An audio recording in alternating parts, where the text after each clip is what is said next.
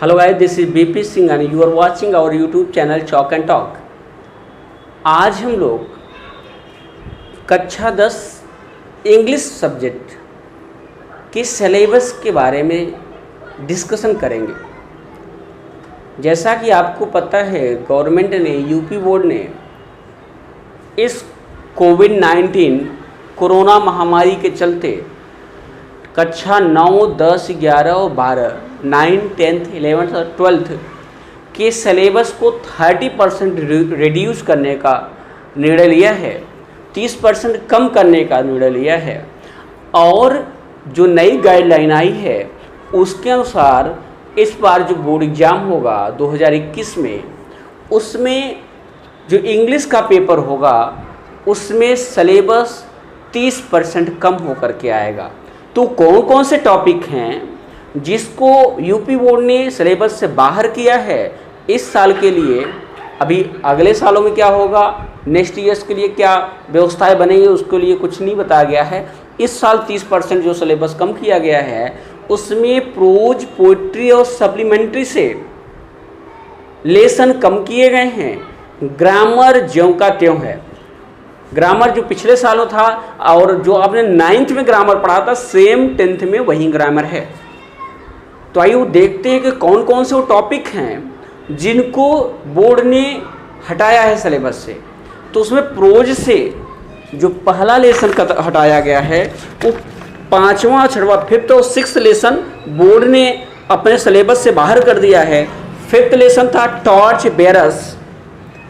Bearers, WM राइबन का था, इसको बाहर किया गया है। और 6वां लेसन R श्रीनिवासन का था, our Indian music, stories and anecdotes, इसको भी सिलेबस से बाहर कर दिया गया है। तो कुल मिलाकर के 6 लेसन थे, 2 बाहर कर दिया गया, बचे हैं प्रोज में 4 लेसन।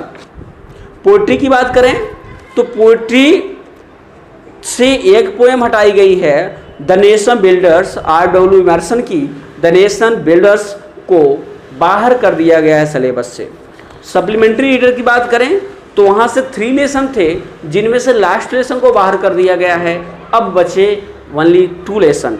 तो कौन सा लेसन हटाया गया है? My greatest Olympic prize, Jesse Owens का ये लेसन है माई ग्रेटेस्ट ओलंपिक प्राइज, इसको सिलेबस से बाहर कर दिया गया है। तो कुल मिलाकर के 2 लेसन प्रोज से, 1 पोइट्री से और 1 सप्लीमेंट्री से सिलेबस से बाहर हुआ है। तो कुल मिलाकर के 4 लेसन प्रोज में, 3 पोइट्री और 2 सप्लीमेंट्री, यही आपकी सिलेबस में आपके रहेंगे। ग्रामर जैसे था, जैसे आता था उसी तरीके से आएगा। ऐसे समझिए जो आपने ग्रामर कक्षा 9 में पढ़ा था वही सेम ग्रामर आपको कक्षा 10 में भी पढ़ना पड़ेगा, वही आपके बोर्ड एग्जाम में आएगा। तो आइए देखते हैं जो आपका बोर्ड एग्जाम का जो पेपर होगा उसका क्या शेड्यूल होगा, कैसे आएगा, उसको एक बार देखते हैं, उसका प्रारूप क्या होगा देखते हैं। देखिए टोटल आपका क्लास 10th की बात करें इंग्लिश का,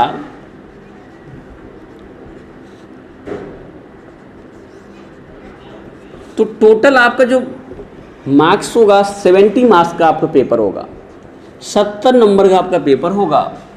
ये 70 नंबर में सबसे पहले हम प्रोज की बात करते हैं तो प्रोज से 16 मार्क्स का आएगा। 16 मार्क्स प्रोज से होगा। उसमें क्या क्या होगा? पहला जो होगा वो एक पैसेज होगा और नीचे 2 क्वेश्चन दिए रहेंगे, उसका आंसर आपको इस पैसेज को पढ़ के देना है।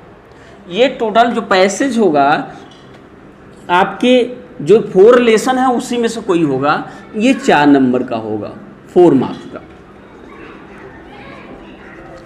इसके बाद 1 लॉन्ग आंसर होगा, 1 लॉन्ग आंसर टाइप क्वेश्चन होगा जिसको 2 दिए होंगे, आपको 1 करना पड़ेगा, ये भी 4 मार्क्स का होगा। इसके बाद आएगा 2 शॉर्ट आंसर होंगे, 2 शॉर्ट आंसर टाइप क्वेश्चन होंगे, आपको 2 करना है, दिए रहेंगे 3, 2 करना पड़ेगा, ये भी आपको 4 मार्क्स का होगा। इसके बाद जो लास्ट होगा वो मैच होगा, मैचिंग वर्ड,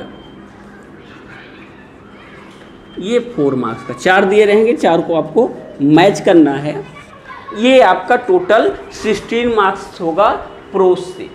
आइए अब देखते हैं पोइट्री से क्या होगा। पोइट्री से टोटल 7 मार्क्स होंगे, 7 नंबर का होगा। उसमें से जो पहला होगा वो वही सेम चीज़ जो यहाँ था वही पैसेज होगा, लेकिन पोइट्री का होगा और 2 क्वेश्चन होंगे, उसको आपको सॉल्व करना पड़ेगा 4 मार्क्स का। आपके सिलेबस में 3 पोएम है, the fountain, the sum of life और द विलेज सॉन्ग। ये 3 पोएम है, उनमें से कोई एक का रहेगा। और बी रहेगा आपका central idea, central idea of the poem, ये आपके 3 मार्क्स का। इसमें अथवा में 4 लाइन की पोएम, आपको 4 लाइन्स पोएम, ये भी आप लिख सकते हो। ये आपका पोइट्री हो गया। बात करते हैं सप्लीमेंट्री की।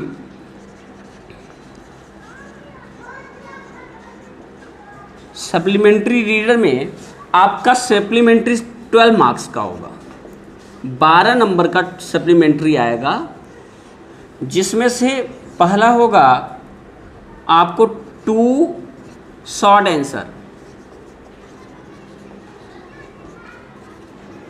टाइप क्वेश्चंस होंगे। ये होगा टोटल 4 नंबर का, 4 मार्क्स का। बी आपका होगा ट्रू फॉल्स,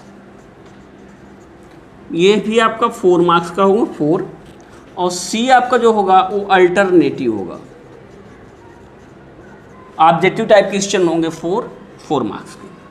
तो ये आपका टोटल 35, देखिए 16 और 7 और 12, ये टोटल 35 मार्क्स आपका लिटरेचर से होगा, जिसमें 60 मार्क्स प्रोज से, 7 मार्क्स पोइट्री से, 12 मार्क्स आपके कहाँ से होगा, सप्लीमेंट्री से होगा। तो एक ऐसा ही सिलेबस है जिसमें से आप टोटल मार्क्स पा सकते हैं। टोटल नंबर आप इसको अगर स्टडी आपने थोड़ा सा भी अच्छे से कर ली तो ये टोटल 35 मार्क्स आप पा सकते हैं, क्योंकि स्टूडेंट्स 99 मार्क्स 100 मार्क्स इंग्लिश में पा रहे हैं। तो निश्चित रूप से इसको आप अगर अच्छे से स्टडी कर लेंगे, क्योंकि बहुत नहीं है, 4 prose, 3 poetry, 2 supplementary, 9 lesson only हैं। बड़े अच्छे से आप इस 35 मार्क्स के लिए इसकी स्टडी कर सकते हैं। अब आइए देखते हैं ग्रामर में क्या क्या कैसे आएगा। जिस तरह से आपका 35 नंबर 35 मार्क्स का उधर लिटरेचर से आता है, उसी तरीके से ग्रामर से भी 35 मार्क्स का पूछा जाता है। जो सेकंड सेक्शन होगा, सेक्शन बी होगा, वो ग्रामर पोर्शन होगा और टोटल 35 मार्क्स का होगा, 35 नंबर का होगा। तो जो पहला क्वेश्चन आएगा उसमें 4 होंगे ABCD करके। पहला आपको रीऑर्डर करना पड़ेगा, एक सेंटेंस दिया रहेगा, उसका ऑर्डर सही नहीं होगा, उसको आपको रीऑर्डर करना, सही ऑर्डर में लगाना होगा, वो 2 मार्क्स का होगा। इसका नरेशन होगा, डायरेक्ट से इनडायरेक्ट या इनडायरेक्ट से डायरेक्ट में आपको चेंज करना पड़ेगा, 2 नंबर का होगा वो भी। चेंज ऑफ सेंटेंस, ये एक्टिव से पैसिव हो सकता है, पैसिव से एक्टिव हो सकता है, अफर्मेटिव से नेगेटिव हो सकता है, इंट्रोगेटिव से अफर्मेटिव हो सकता है, वो चेंज ऑफ सेंटेंस आपका 2 नंबर का आता है। Choose correct form of the verb, एक सेंटेंस दिया होगा, वर्ब वहाँ पे ब्लैंक छोड़ दी गई होगी और कोष्टक में एक वर्ब दी गई होगी, सेंटेंस के अकॉर्डिंग उसमें कौन सी करेक्ट वर्ब होगी उसको आपको वहाँ फिल करना पड़ेगा, 2 नंबर का होगा ये टोटल आपका पहला वाला क्वेश्चन 8 नंबर का। दूसरा वाला 7 मार्क्स का होगा। सबसे पहले करेक्ट प्रीपोजिशन आपको चूज करना पड़ेगा। एक सेंटेंस दिया होगा, प्रीपोजिशन कोष्टक में दिए होंगे, वहाँ खाली जगह होगा, सही प्रीपोजिशन यूज करना पड़ेगा। एक सेंटेंस, ओनली एक सेंटेंस आएगा, 2 नंबर का। कंप्लीट द सेंटेंस, एक सेंटेंस दिया होगा उसको कंप्लीट करना होगा, आधा लिखा होगा आधा आपको करना है, जिससे उसका सही मतलब निकले। जनरली इसमें कंडीशनल सेंटेंस आते हैं, यदि ऐसा होता तो ऐसा होता, ये कंडीशनल सेंटेंस के अंतर्गत ये वाला सेंटेंस आता है 2 नंबर का।